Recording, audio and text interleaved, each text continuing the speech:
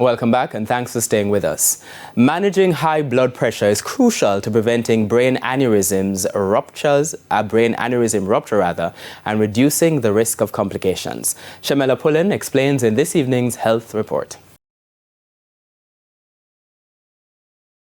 A brain aneurysm is a weak spot in the brain blood vessel that causes it to bulge. Most aneurysms are small and harmless, but if it ruptures, the blood spills into the surrounding brain tissue. This excess pressure leads to swelling. When they come to us, they often complain of having a sudden severe headache, like a thunderclap headache. It feels like something hit them in the back of the head. It feels like the worst headache of their life, more than likely different from most of the other headaches that they've ever had, if they have had headaches before.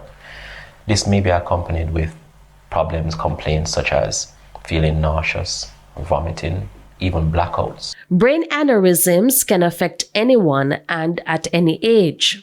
And what it represents is an area which is weaker than the remainder of the blood vessel, and it gives rise to the propensity for bleeding, especially in the setting of risk factors such as hypertension and smoking. And as we know, hypertension is very prevalent in our population and probably increasing despite the efforts of multiple healthcare providers. Treatment depends on the size, location of the aneurysm, and whether it has ruptured. Brain aneurysms are very dangerous, especially when they have had a hemorrhage in the past, such as in the case where they present acutely with an acute subarachnoid hemorrhage. These aneurysms have a very high chance of causing death at the time of the first rupture. And so it's really important that if anyone having any of those symptoms, to come into the hospital right away so that they can diagnose. The condition can result in permanent brain damage or other complications, including seizures and death. It's really important that if anyone having any of those symptoms, to come into the hospital right away so that they can diagnose.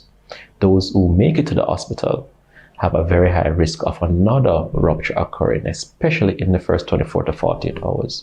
So it's highly imperative that the patients come in so that we can properly test them, we can do the full set of evaluations, and we can start the process of getting them to treatment to prevent another hemorrhage from occurring. With your health report, I'm Shamela Pullen, wishing you good health.